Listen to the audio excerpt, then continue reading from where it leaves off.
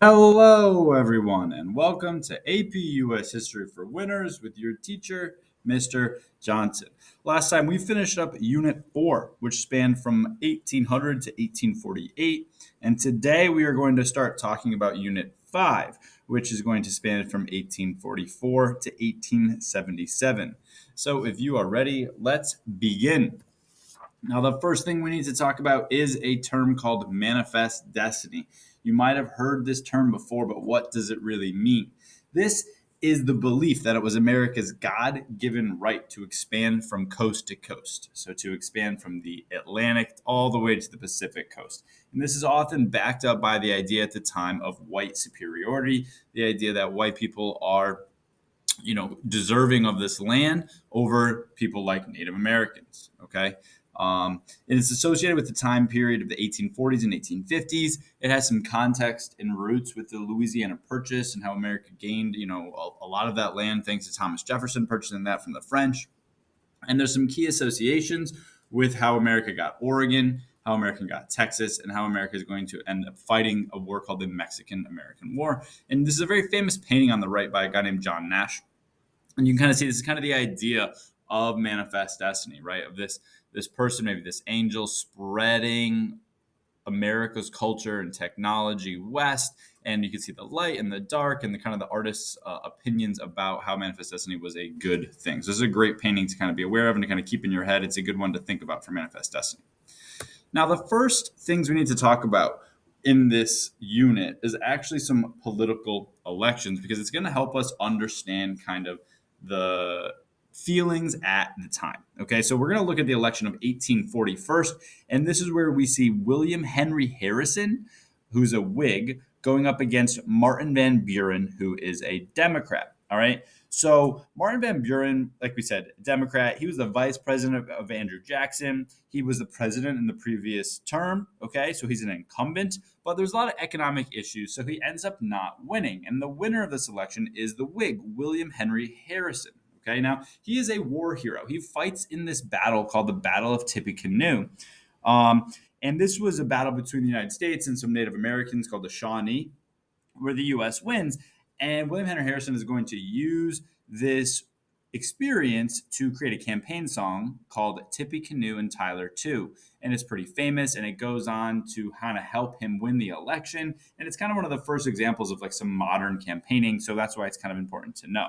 Now, William Henry Harrison, like you said, he wins, but he dies about a month after winning office. So his vice president, John Tyler, who was that guy from Tippecanoe and Tyler too, John Tyler becomes president. Now, Tyler is a Whig, but he has a lot of Democratic beliefs. And as president, he starts to block a lot of the goals of the Whig Party. Like he tries to annex Texas, okay, which is something that the Whigs did not want to do. So the main idea here of this, because I know it was kind of a lot of information, is that the Whigs win this election because they're nominating a war hero and they're using some modern campaign techniques, but the party's going to get hurt by John Tyler kind of being a little wishy-washy with his ideas. And we'll see how this sort of starts the downfall of the Whig Party.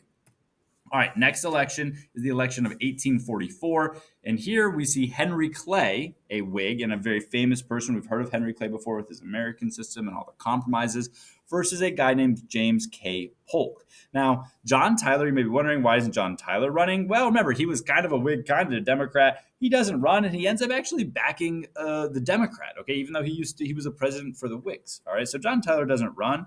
Henry Clay, in the Whigs, they come out opposing expansion, so going against manifest destiny, which proves to be a pretty unpopular idea.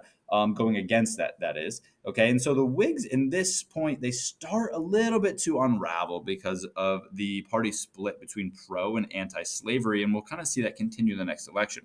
But Polk is the winner here, and it's kind of the important part here. So he kind of comes out of nowhere, and he's using these ideas of manifest destiny, which are really popular, to win in 1844. He wants to lower tariffs. He wants to take over Oregon. He wants to take over Texas. He wants to get California. So Polk campaigns on the ideas of getting more land, and that proves to be a really popular idea. And that's kind of the main idea we need to know about this election, is that manifest destiny is a winning idea in America at the time. All right, the last election we're going to look at for today is the election of 1848.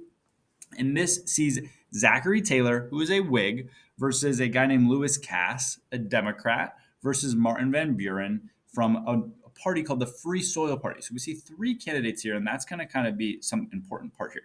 Now, you might be wondering, again, James K. Polk, he had just won the last election. He was popular. He doesn't run again.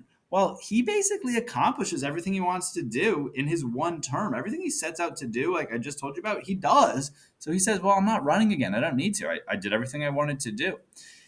So that's one important part here. But probably one of the more important parts here is Martin Van Buren. Even though he doesn't win this election, he represents a party called the Free Soil Party.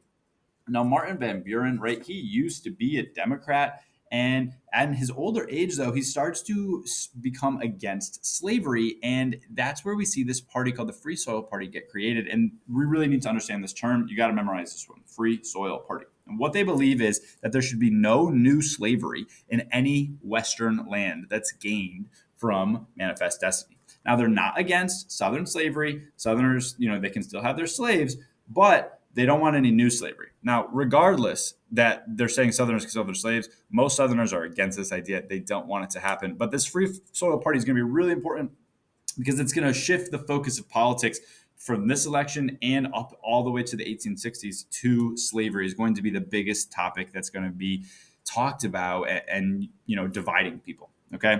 Now, Zachary Taylor, he's the winner. He's a Whig. He's a war hero. So the Whigs go back to nominating a war hero, just like William Henry Harrison.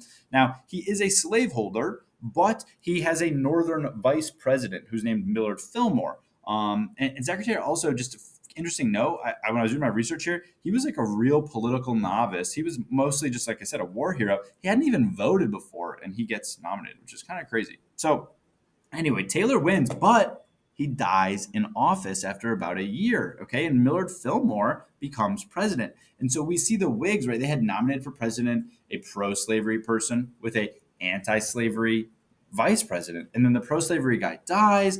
Millard Fillmore, anti-slavery guy, becomes president. And again, the Whigs are unraveling. This is the last election that the Whigs will ever win.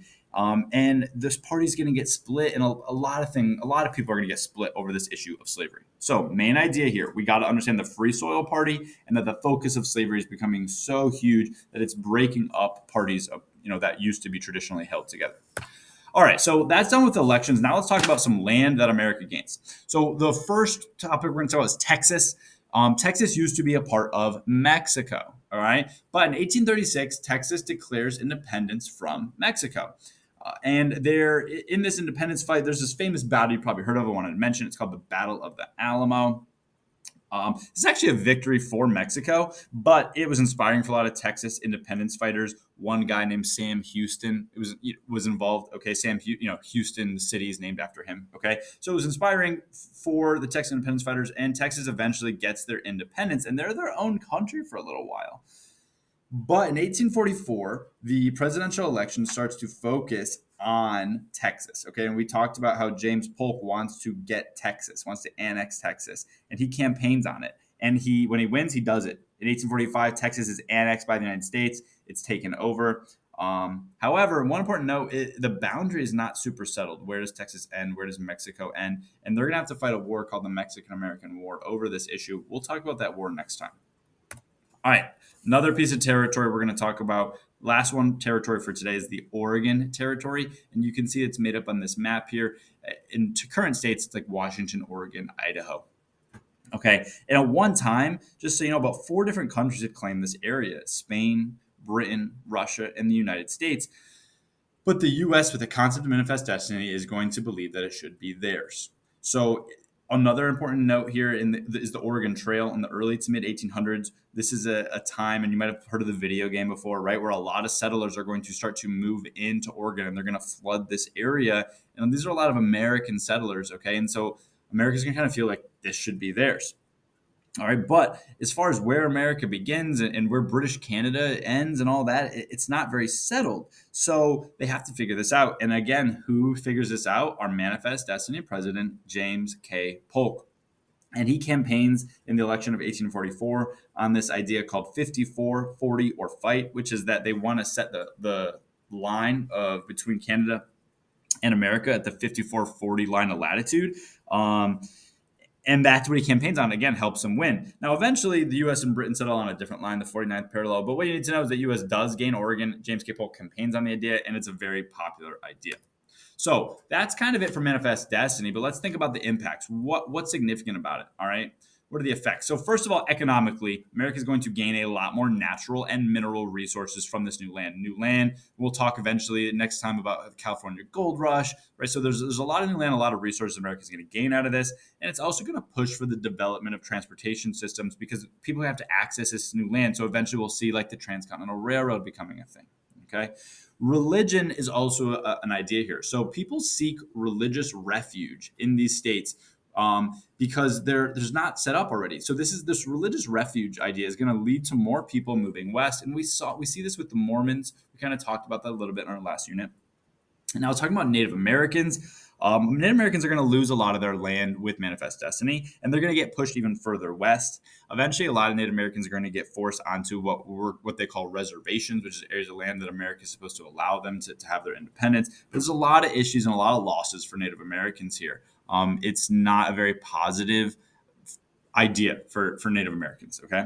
And then slavery is another impact. And remember, this is the number one issue prior to the Civil War. And there's a lot of debate over when there's new land gained. This is the important idea here. Every new state, and we'll see this later on too, every new state that comes in, should it be a free state or a slave state? And this is going to be a big issue that people are going to have to debate over and figure out. Now, there's just one more thing that we need to mention. College Board wants to talk about this. I know it seems a little out of touch with the rest of the topic, but we got to talk about it. So it's how America starts to interact with Asia. And so we can kind of see how America becomes a little bit more of a world player. So the U.S. wants to increase trade with Asia.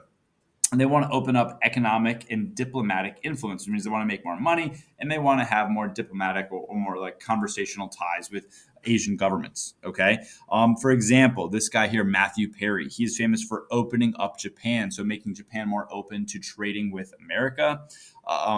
America builds these new clipper ships is what they're called. Okay. And so these ships are faster and they allow for more trade. And then there's also a lot of missionaries from America that get sent over to, for example, China to spread Christianity. And so this is some ways that America is kind of expanding its influence into Asia at this time. All right, so that is it for our notes on Manifest Destiny. But as always, here are the big ideas. These are some things to make sure we understand. So first of all, what is Manifest Destiny? Make sure you're able to give an example. Number two, what is a cause and effect of Manifest Destiny? And number three, why does America want to get involved with Asia? So thank you so much for watching, and I will see you next time.